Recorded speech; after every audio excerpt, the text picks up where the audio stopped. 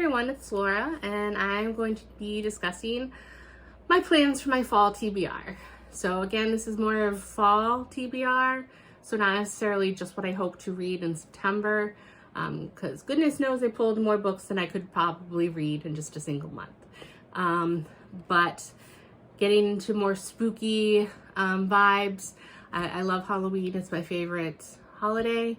So I basically pulled everything that I could find that had magic or witches in it, and I recommend taking anything I say or show here with a grain of salt because I am definitely a mood reader and I don't know how much of this I can actually get through or I'll be interested to get through as time progresses. I'm just going to go with the flow. But I have a few different categories of books that I'm interested in reading. So first is I am going to continue on my Cosmere journey. I actually attempted to start a continuation of the Cosmere, but I ran into a snag. I started to try and listen to the audiobook of Warbreaker, and it was, what did they call it? Kind of like an enhanced audiobook that's supposed to sound like a movie. And I found it almost impossible to listen to because the sound mixing was awful and the hooves of the horse pulling the carriage that the character is in was over too loud and overriding what the narrator was saying or the character was saying, and just, the mood, ambiance, background music and sounds were overtaking the narration, and I had to keep turning up the volume on the audiobook. So I put it on hold and I had to order a physical copy, which I plan to do someday, but I thought that I maybe, could put that off a little while, but I couldn't. So I will probably try the audiobook again with a physical copy, see if that could be more of an immersive experience of listening to that audiobook, but still seeing the words in front of me so I don't miss anything, but we'll see how that goes.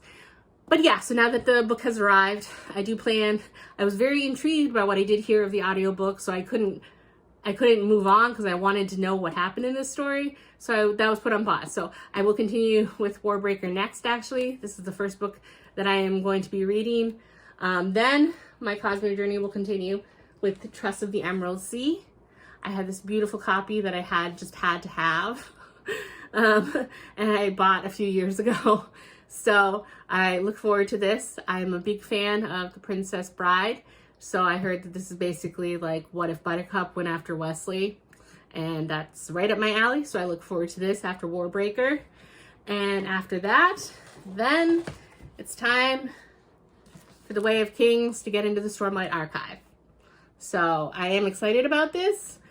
It is a little daunting though, because it's a huge book and the pages are like super thin. So it's over 1,000 pages. So I thought the Mistborn trilogy was kind of chunky and I didn't know what I was talking about, I guess. So those are the next 3 books in the Cosmere that I hope to read. Along similar lines, I do have The Assassin's Apprentice, which I would like to start at some point. So that's kind of hopefully my fantasy reading, more high epic fantasy. I don't know what the difference really between epic and high fantasy is.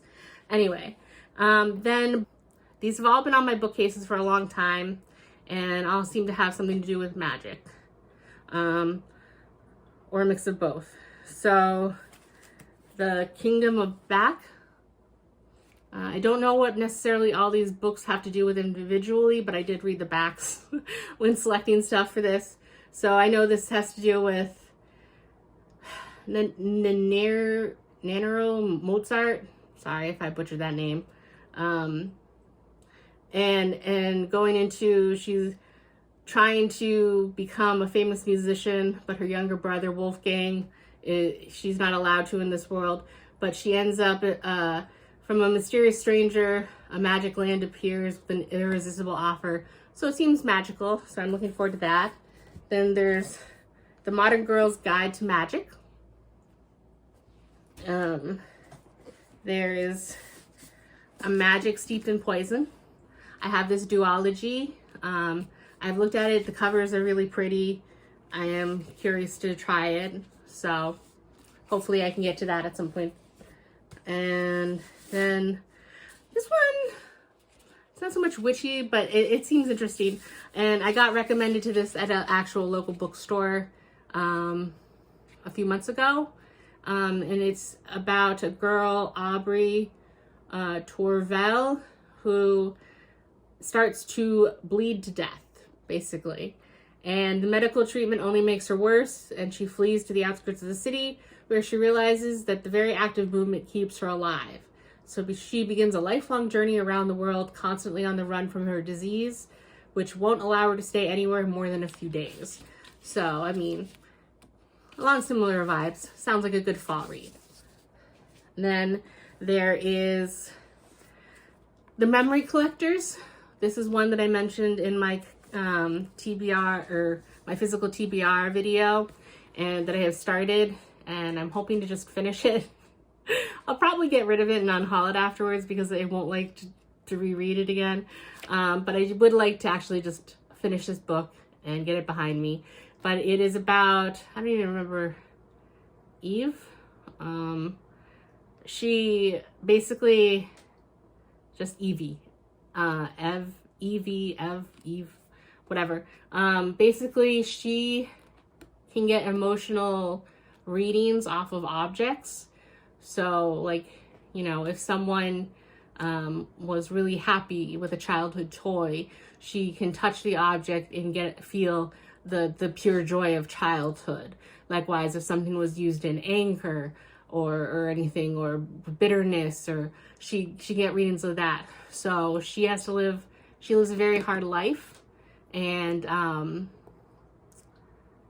her apartment is basically stripped bare of anything that she doesn't absolutely need, and some of her actual objects are stored in a storage closet down in the basement of her building, and it just seems rough, and it is very emotional, and that's kind of why I paused reading it the first time, but I hope to finish it this fall.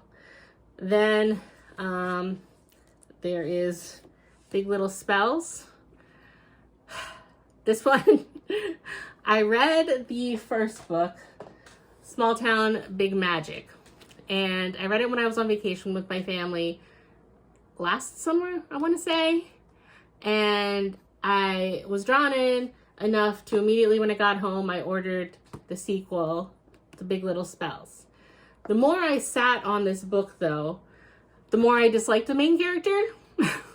So I am going to be unhauling this, but I can't just unhaul this one without giving it a try.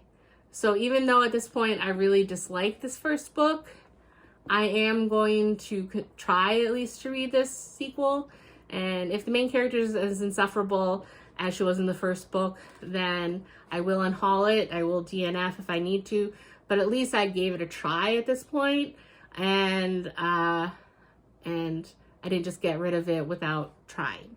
So I don't have high hopes for that, but we'll see. Then there's the Thinking Woman's Guide to Real Magic. Again, I didn't really know what this was. Then the Hazelwood, Bloodleaf, A Witch in Time,